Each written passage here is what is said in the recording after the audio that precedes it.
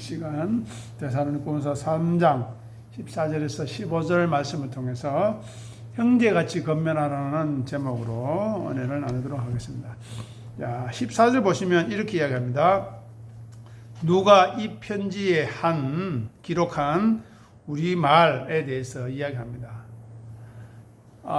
잘 아시듯이 데살로니가 전후서는 바울이 개척한 데살로니가 교회에 바울이 편지한 글인데요. 편지를 쓴 글인데 데살로니가는 당시에 항구도시였습니다. 항구도시의 특징은 당시에 각 지역 사람이 모여서 쉽게 이야기하면 어중이 다 모입니다. 돈 때문에 먹고 살려고. 그러니 어떻게 되겠습니까? 각 종교, 종파, 자기들이 가지고 있었던 관습, 습관들을 다 가지고 와서 그런 것들이 난무하고 무질서하고 소란한 그런 항구도시였습니다. 그럼에도 불구하고 데살로니가 교회 교인들이 바울이 전도한 복음에 진실하게 받아들이고 믿음의 성장을 도모했다는 내용들이 데살로니가 전후서에 잘 나타나고 있습니다. 그런데 가장 심했던 것은 데살로니가 교회는 데살로니가 전서의 바울의 예수님의 강림에 대한 강조 때문에 재림에 대한 오해가 있었습니다. 당장 내일이라도 예수님의 재림이 올 것처럼 오해해서 일상을 포기하고 게으르고 일상생활도 하지 않는 무질서 속에서 있었기 때문에 우리가 이미 살펴보았던 조용히 일하고 자기 양식을 먹을 줄 알아야 된다 건면했던 것을 우리는 살펴보았습니다. 그리고 편지에 한 말은 복음인데 그 복음에 반대되는 내용을 살펴보면서 복음의 내용이 무엇인가를 좀 더 구체적으로 살펴보겠습니다. 그것은 바로 세상의 원리를 말하는데요. 제가 7가지로 간단하게 설명해 드리겠습니다. 첫 번째, 세상의 원리는 강자와 동일시하는 태도를 가집니다. 즉 힘세지고 높아지고 채워져서 엘리트로 부유층으로 상류층으로 올라가기를 소원한다는 것입니다. 강자와 동일시한다. 두 번째, 약자를 혐오합니다. 약자를 무시하고 업신여깁니다. 자기가 남들보다 낫다는 오만에 빠졌기 때문일 것입니다. 세 번째, 동조 강박입니다. 즉 다수에게 동조하려는, 극단적으로 동조하려는 성령을 보인다는 것입니다. 세상에서는. 그것은 무엇 때문입니까? 인정받고 싶어서. 안정감을 추구하기 위해서. 왜냐? 혼자 있으면은, 몇몇 안 모였으면 힘이 없어 보여요. 이거 뭐 하는 거지? 제대로 하는지 안 하는지 모르는데, 그것이 불법이라 할지라도 다수한테 동조하려는 경향이 있다는 겁니다. 네 번째, 폭력성과 공격성이 있습니다. 즉, 자신의 주장을 관철하기 위해서 남을 짓밟아도 된다는 착각과 오해로 함부로 남을 공격한다는 것입니다. 다섯 번째, 흑백 논리입니다. 이것은 진리 안에서 판단하지 않았기 때문에, 즉 아담과 하와가 먹었던 선악과를 먹었던 그 일로 인해서 선악 구조로 판단한다는 것입니다. 그런데 문제는 좀 건전하고 좀 수준 있는 도덕 윤리의 선악 구조가 아니라 자기 감정, 자기 경험과 지식의 바탕으로 자기가 중심이 되고 자기가 주체되어서 그 모든 것들을 재구성해서 억지로 이거는 나쁜 거야, 이거는 악한 거야 라고 스스로 판단하고 정죄한다는 것입니다. 여섯 번째, 비겁성입니다. 즉 자신의 잘못을 인정하지 않는다는 것입니다. 자기가 실수할 수 있다는 것을 용납할 수 없다는 것입니다. 그래서 자기 나약함조차도 드러내지 못하는 것입니다. 그래서 고집을 피웁니다. 억지를 부립니다. 그리고 용서도 양해도 구하지 않습니다. 마지막으로 일곱 번째, 기회주의입니다. 기회주의. 이것은 진리를 알고 끝까지 믿음을 지키지 않았기 때문에, 진리를 믿어서 그것을 고수하지 않았기 때문에 오는 것입니다. 즉 상황에 따라 좌우로 치우칩니다. 조건에 따라서 이리저리 방황합니다. 그리고 이익을 따라서 자기 말을 바꾸는 사람. 사실을 이야기해줘도 정확한 앞뒤 좌우 논리로 정확하게 이야기해줘도 받아들이지 않습니다. 방금 7가지 이야기했던 내용이 바로 파시즘의 특징입니다. 파시즘. 우리나라에서 지금 미국에서 각종 유럽에서 득세하고 있는 파시즘의 특징인데 그것은 바로 경쟁에서 우열을 가립니다. 우열을 가려서 우등한 사람들이 열등한 사람을 지배하고 함부로 해도 된다는 그런 생각과 주장을 말합니다.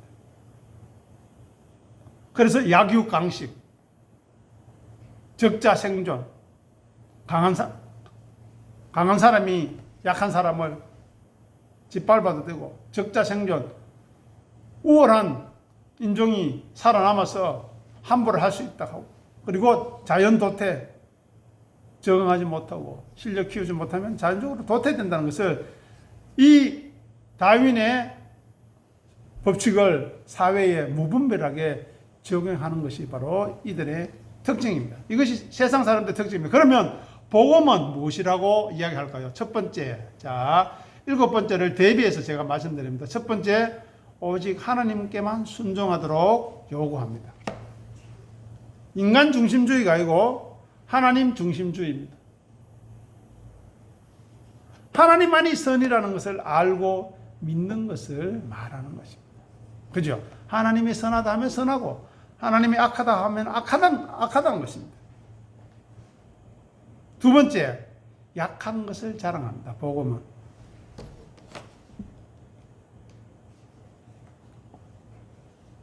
그리고 낮은 자리에 처해도 비굴해지지 않습니다.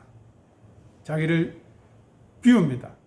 그리하여 예수 그리스도의 능력이 자기 안에 머물도록, 예수 그리스도의 은혜가 자기 안에 머물도록 하는 것입니다. 고린도후서 12장 9절 이 앞에 말씀을 보시면서 읽어보겠습니다. 나에게 이르시기를 내 은혜가 네게 족하도다. 이는 네 능력이 약한 데서 온전해짐이라 하신지라. 그러므로 도리어 크게 기뻐함으로 나의 여러 약한 것들에 대하여 자랑하리니 이는 그리스도의 능력이 내게 머물게 하려 함이라. 보십시오. 약한 데서 어떻게 해요? 온전해진다는 것입니다. 세상 사람들이 이렇게 할 수 없고 이해할 수 없습니다. 보십시오. 나의 여러 가지, 한두 가지도 아니고요. 여러 가지 약한 것에 대하여 뭐 한다고요? 자랑한다. 왜? 약한 거 자랑하면 세상이 어떡합니까? 비웃지요. 아이고, 뭐, 자랑이라고 그런 걸 내놓노? 이렇게 이야기합니다. 하지만 성도는, 복음은 뭡니까? 그렇게 함으로 그 속에서 나타나는 그리스도의 능력, 하나님의 은혜가 내게 머물도록 하기 위한 거죠. 자, 한번 생각해 보십시오. 우리가 이때까지 신앙생활 하면서 살아왔지만 약한 것 자랑한 사람 보셨습니까? 어렵죠. 부끄러워서 안 합니다. 저도 마찬가지고 쉽지 않습니다.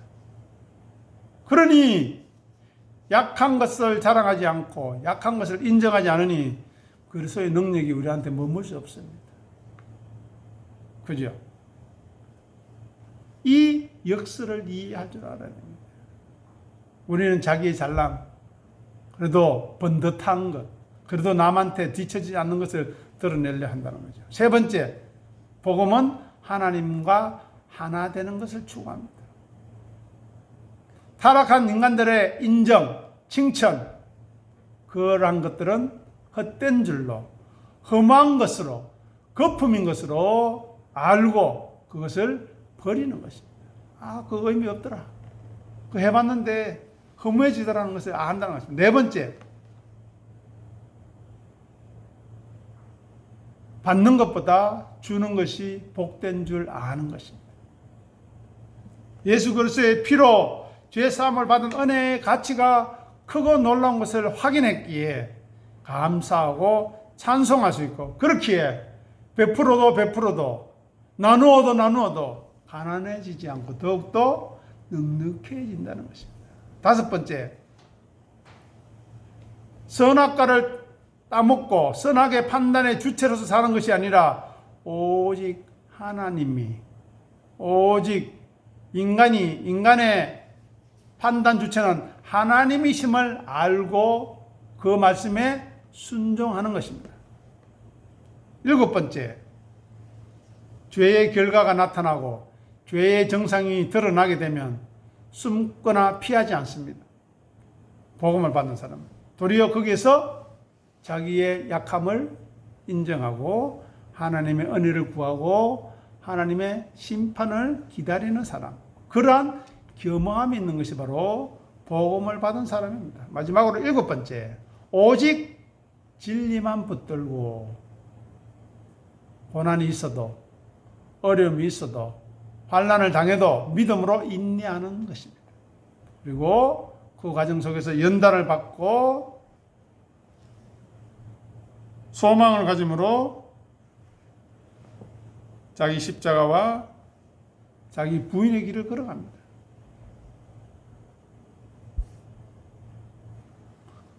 선한 믿음의 삶을 끝까지 싸워나가는 것입니다. 자, 시편 119편 133절 읽어보겠습니다. 나의 발걸음을 주의 말씀에 굳게 세우시고 어떤 제약도 나를 주관하지 못하게 하소서. 아멘. 이 기도를 해야 됩니다. 주의 말씀에 우리를 굳게 세워주시고, 그러면 어떻게 됩니까? 말씀을 가까이 해야 되죠. 예배를 가까이 해야 되죠. 그리고 우리가 교육 자료로 쓰고 있는 설교 동영상을 계속해서 듣고 정리하고 묻고 질문하는 그런 상고하는 시간을 계속 가져야 합니다. 그래야만 죄악이 우리를 주관하지 못하죠. 하나님 말씀을 사모하는데, 은혜를 사모하는데 어떻게 죄악이 우리를 주관할 수 있습니까? 틈을 안 주는 거죠. 그래서 오늘 본문 보십시오. 순종하지 않거든 우리의 편지로 건 말, 설교를 하는 말, 교육자가 진심으로 하는 말 순종하지 않거든 어떻게 하라고요? 가까이 하지 마라. 순종하지 않거든 사귀지 말고 부끄럽게 하라는 겁니다. 그 말이 무슨 말입니까? 여기서 순종은 말씀에 순종하는 것 아닙니까? 진리에 순종하는 것 아닙니까? 진리가 무엇입니까? 예수 그리스도를 섬기고 따르는 것이라고 그랬습니다. 오전에 예수님이 누구라고 했습니까? 하나님이시라고 하셨죠. 그 하나님을 섬기고 따르는 것이 진리지요. 그 결과로 자기 부인과 자기 십자가를 지는 것이 진리지요. 감사지요. 은혜지요. 기쁨인 것입니다. 그런데 많은 사람들은 교회 와서 단순한 위로 바랍니다. 단순한 은혜만, 아이고 수고하셨습니다. 일주일 동안 아이고 삶 사느라고 인간관계에서 시달리는 얼마나 고생하셨습니까? 그것보다도 자기 부인과 자기 십자가를 지는 것이 얼마나 큰 기쁨인가를 알아야 되는데 이야기도 하지 않고 관심이 없으니까 참된 기쁨을 누릴 수 없는 것입니다. 여기서 사귀지 말라는 것은 그들을 떠나고 멀리 하라는 말인데, 이 말은 바로 우리도 그들과 같이 오염되고 부패해서 믿음에 떠날까 주의하라는 것입니다. 또 부끄럽게 하라는 말은 무슨 말입니까? 그들의 잘못을 지적하고 경계하라는 것입니다. 우리가 주체가 되어서 그들을 판단하고 욕하기 위해서가 아니라 형제니까, 같은 성도니까 그래 가서는 안 된다. 그렇게 해서는 하나님이 기뻐하시지 않는다. 우리는 믿음의 사람이 아니냐, 은혜의 사람이 아니냐. 왜 믿음의 사람이 그 죄악의 자리에 예배를 멀리하고 하나님의 말씀을 멀리하는 자리에 있느냐. 지적하고 경계해야 됩니다. 그리고 우리는 분별하고 물들지 말아야 하는 것입니다. 마지막으로 15절에 보면 뭐라고 이야기합니까? 오늘 본문에 형제같이 권면해라. 원수같이는 생각하지 마라. 원수는 어떻게 됩니까? 죽이고 없애버려야 되죠. 원수는.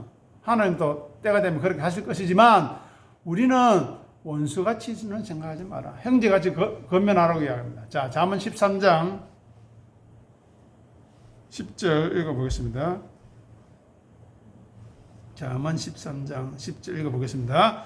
교만에서는 다툼만 일어날 뿐이라 권면을 듣는 자는 지혜가 있느니라. 보십시오. 교만은 왜 생겨나는 것입니까? 진리 앞에 자기를 세우지 않기 때문에 그렇습니다. 진리의 말씀을 통해서 자기가 얼마나 죄인인지 모르기 때문에 그렇습니다. 자기가 잘났기 때문에 교만한 거 아니겠습니까? 오만한 건 아니겠습니까? 그러니 어떻게 되겠습니까? 자기 중심적으로 판단하죠. 자기 감정적으로 판단하죠. 그러면 어떤 일이 일어나겠습니까? 다투고 분열하게 되는 것입니다. 허영이 난무하는 것입니다. 보십시오. 그래서 교만에서는 즉 하나님 말씀 앞에 자신을 세우지 않으면 무엇만 일어난다고요? 다툼만 일어납니다. 즉 다툼이 일어나는 곳에는 진리가 없다, 은혜가 없다는 것입니다. 하지만 권면을 듣는 자, 어떤 권면요? 자기 부인과 자기 십자가의 길이 생명입니다. 진리입니다. 우리가 붙들어야 할 하나님의 말씀입니다. 하는 그 말씀을 듣는 자는 어떻다고요? 지혜가 있는 것입니다. 네, 지혜요. 자, 데살로니가서 2장 보겠습니다. 2장 3절. 우리의 권면은 간사함이나 부정에서 난 것이 아니요 속임수로 하는 것도 아니라. 아멘. 보십시오. 하나님의 옳게 여기심으로 우리가 선택을 받고 부름을 받았습니다. 또 우리가 복음을 위탁받았습니다. 복음을 위탁받고 복음을 듣는 이유는 무엇입니까? 하나님을 기쁘시게 하려고 하는 것이 아닙니까?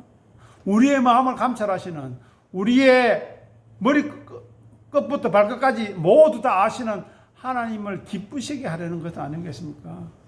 그런데 간사함은 왜 나오는 것입니까? 부정과 속임수는 왜 나오는 것입니까? 자기 이익을 챙기는 것이죠. 세상에 더 가지려고 자기 잘남을 드러내려는 것입니다.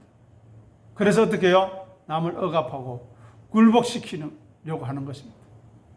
그러니 우리는 우리의 자유함을 올바르게 사용할 수 있어야 합니다. 그리고 형제가치란 말은 무슨 뜻입니까? 그 사람도 비록 예배를 떠나 있고 믿음을 떠나 있고 진리를 떠나 있지만 하나님의 은혜를 듣는다면, 나에게 주신 이 은혜를 사모하는 마음을 주신다면 새로워질 수 있다는 것입니다. 그죠? 회개하고 거듭나서 하나님의 선한 일에 열심을 내고 부지런할 수 있음을 알기 때문에 그 심령을 위해서 믿음으로 기도하는 것입니다. 가슴에 품고 기도하는 것입니다. 인내하면서 소망하면서 기도하는 것입니다. 그것이 바로 우리의 경건의 훈련의 귀한 도구가 되는 것입니다. 만약 믿음에 떠난 사람, 우리를 욕하고 질투하는 사람, 시기하는 사람, 그 사람이 없었다면 우리는 그들을 품고 기도할 일이 없죠.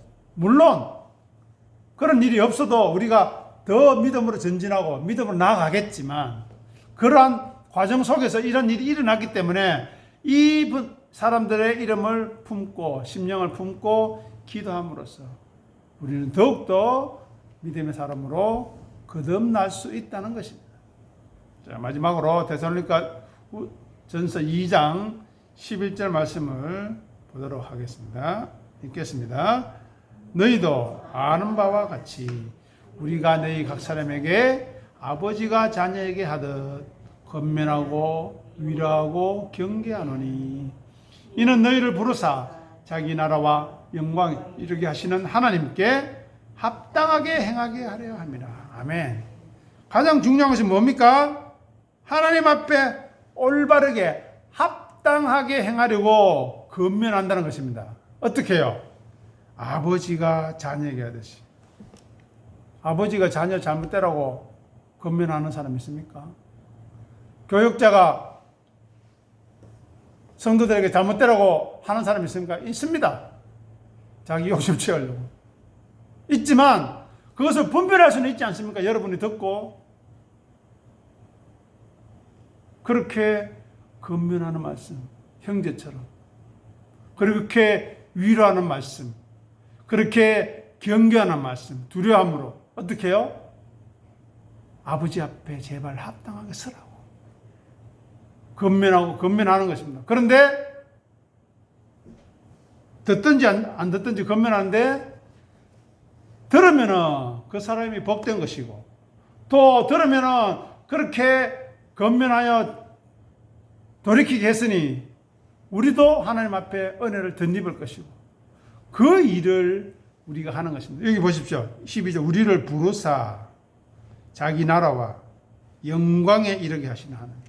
자기 나라가 뭡니까? 하나님 나라 아닙니까? 하나님 나라는 뭡니까? 통치 아닙니까? 통치가 뭡니까? 하나님의 말씀을 듣는 거예요. 듣는 거. 제발 좀 내 말 좀 들어라. 하늘이여 땅이여 귀를 기울이라. 제발. 그래야만 우리가 하나님의 은혜를 헛되이 하지 않을 수 있습니다. 그리고 하나님의 하나님 되심을 나타낼 수 있는 것입니다. 그러니 내가 판단하고 싶고 내가 어떻게 보복하고 싶지만 참고 기다리고 오직 심판하시는 것은 하나님께 맡기고 우리는 품고 기도하고 인내할 수 있기를 바랍니다. 왜냐? 하나님의 심판은 우리의 심판보다 더 엄중하기 때문입니다. 더 무섭고 두렵기 때문입니다. 우리가 누구를 심판하고 판단한다. 있을 수 없습니다. 왜냐? 그것은 우리가 하나님처럼 하나님 같이 행동하는 것이기 때문에 우리도 또한 그 사람들처럼 하나님의 은혜를 덧입고 은혜를 사모해야 될 사람이지 누구를 판단해야 될 사람이 아니라는 것을 깊이 생각하고 오늘 15절의 말씀처럼 그러나 원수같이 생각하지 말고 좀 밉더라도 좀 마음 상하더라도 좀 힘이 들더라도 형제같이 건면하는 일에 힘쓰고 애쓰는 기도하는 우리 모두가 되기를 간절히 소원합니다. 기도하겠습니다. 하나님 은혜를 감사합니다. 오늘도 귀한 말씀으로 저희를 위로하여 주신 것 감사합니다. 세상의 원리는 어떻게 돌아가고 있는지 분명하게 알게 하시고 그에 비해서 복음은 어떻게 우리를 건면하고 가르치는지 잘 밝히 알아서 흔들리지 않게 하시고 좌우로 치우치지 않게 하시고 오직 말씀으로 행하여 좁은 길, 의의 길, 믿음의 길 걸어갈 수 있도록 도와주시옵소서. 그 길 속에 자기 부인과 자기 십자가의 흔적이 나타나게 하시고 자기를 비우고 자기를 낮추는 겸허함과 온유함이 나타나도록 역사하여 주시옵소서.